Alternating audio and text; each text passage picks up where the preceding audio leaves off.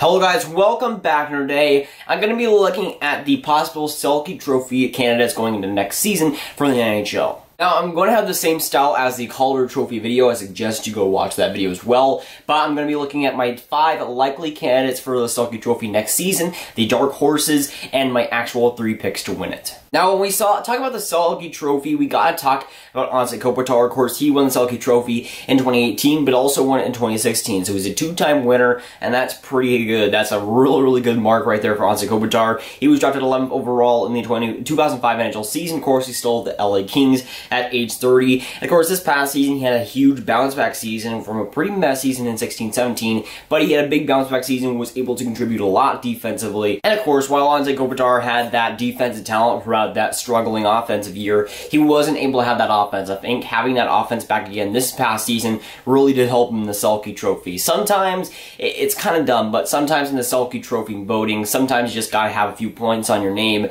and Shaun Couturier certainly did, and I feel like he was still somewhat the same defensive player, but since the LA Kings made the playoffs, and since he got a lot more points, I think he was higher up in the standings, of course, and I felt like that was a direct contributor for it. And of course, definitely winning the Selke Trophy again after this past season, you can definitely make a case for him arguably being the second best defensive forward in the league, of course, behind a guy who we'll mention later. You got Shaun Couturier of the Philadelphia Flyers. He's at age 25, drafted 8th overall in the 2011 NHL draft. And of course, this past season was a huge breakout season for him. He was decent before. He was looked at as a pretty good second line guy, but this past season, he really broke out to be the Flyers' go-to guy. Of course, as we all know, Claude Giroux really struggled in 2016-2017, so they're looking to make a change a little bit there. And Shaun Couturier was a center. He was looked at as the second-line guy for the Philadelphia Flyers, but Claude Giroux made the choice to switch to the wing, which obviously helped him a ton. And they put that Giroux, Couturier kind of pairing there, and it really did work for both of them. Couturier had a great year offensively, had a superb year defensively, and was starting to get that credit as he got more ice time. And of course, as he was the first-line center for the Philadelphia Flyers when they made the playoffs,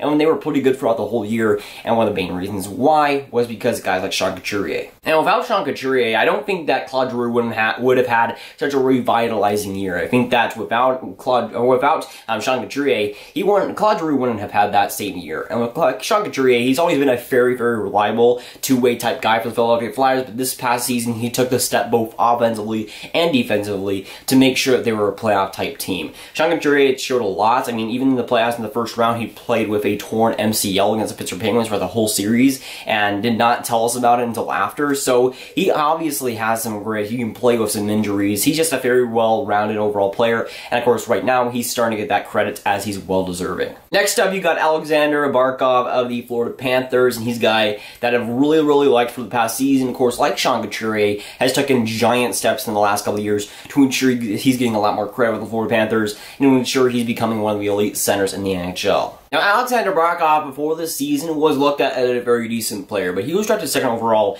in the 2013 NHL draft, and he hadn't really fulfilled that talent quite yet. And this past season, he took big strides both offensively and defensively. The Florida Panthers were very good, or very much better because of it. With Alexander Abarca, he was the first-line center that Florida was really needing and desperately needing him to become. And this past season, we saw him getting a lot more credit in the voting as well, and in my eyes, he made massive steps to become one of the elite guys in the NHL too. Now, I think he's been pretty underrated in the NHL for quite a while, and it's finally good to see him making giant steps. Of course, with those steps, he's going to get a lot more recognition, as we saw in the ballots. I'm pretty sure he was like 4th or 5th overall in the ballots and the voting for the Selke Trophy. I think like next year, we'll see definite strides in him becoming the just even more elite defending forward. And of course, I think he'll pile on the points even more, as the Florida Panthers are likely a playoff team. Next up, you got Reese Bergeron, the Boston Bruins, and when you're talking about Selke voting, you can't really leave Reese Bergeron of any video. He has shown himself to be the most elite defensive forward in the league, and of course he's had that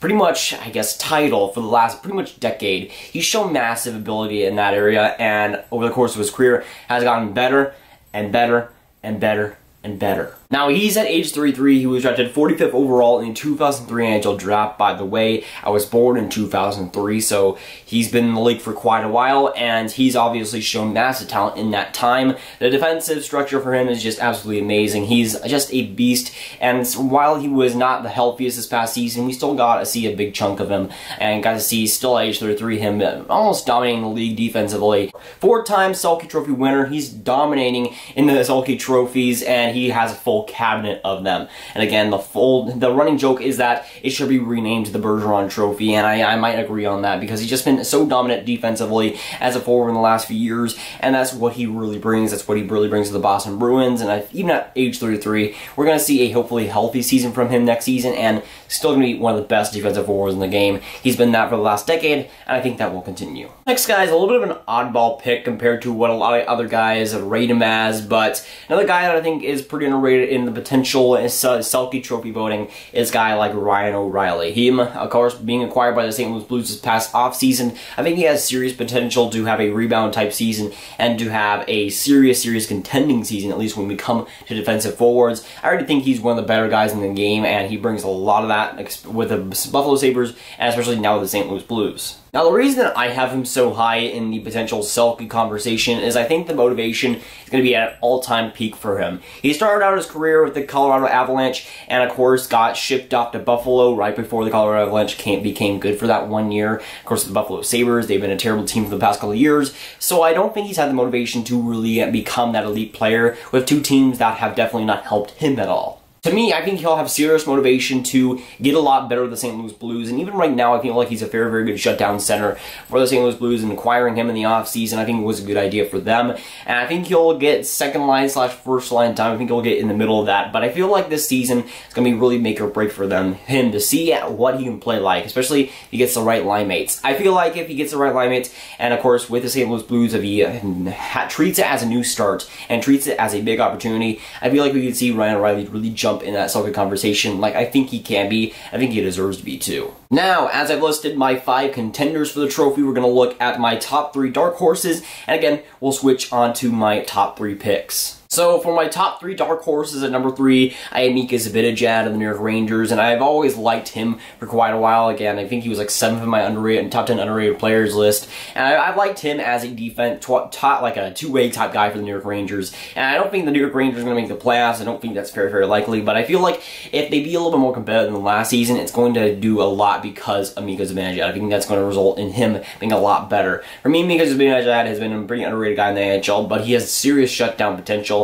I feel like he can realize that. At number 2, I have Leon Draisaitl of the Edmonton Oilers, and he has serious potential to do this, as I don't know if Connor McDavid has that defensive type style yet, so I don't know if he is really that guy defensively yet, but I feel like Leon Draisaitl kind of makes up for it a little bit. I feel like he does play very well, on the defensive end at least, and if the Edmonton Oilers make the playoffs, I feel like having Leon Draisaitl having another great year will definitely help, and on the defensive end, they could certainly use him. And at number 1, this is a little bit of a biased pick, as the Dallas Stars are my first favorite team, but I have Radek Faksa of the Dallas Stars at number 1, mainly because at age 33, I was surprised at how many votes he got last season. I think he was like 7th overall in the Selke voting, which was amazing compared to what I thought he was going to get. He's still a pretty underrated guy, and I still think he is that, but the voters are starting to catch on that he's a very good defensive guy. For the Dallas Stars, I think he's an elite guy for them. If there wasn't on the team, I don't think they'd have as much defense as they would usually have. With Faksa, he's an amazing defensive center and one of the future guys for that second line center position in my eyes, and he's starting to get the credit that I think he deserves, and while it might not be a total dark horse, he's starting to get the credit, which I think is important for him to go into next year. Now we're going to go into my top 3 picks, and of course I go 3, 2, 1 like the normal Selke votings go. And number 3, I have Reese Bergeron, and while he is aging, I still think that he's going to have a huge reputation around him. He has a reputation to be that elite shutdown type guy, the two-way center for the Boston Bruins, and I feel like that will still continue going into next season. He hasn't finished lower than 3rd since 2011, and I feel like that will continue. I feel like we'll start to see the decline in a few years, but right now I still think the Bruins are set with a guy like Bergeron, and I think that the age won't be too much of a factor, at least going into next season. At number 2, I'm going to have Shaun Couturier of the Philadelphia Flyers. Again, he made big strides last season in becoming that two-way guy, becoming that elite two-way guy, and the voters are starting to give him the real recognition that he deserves. And I feel like next season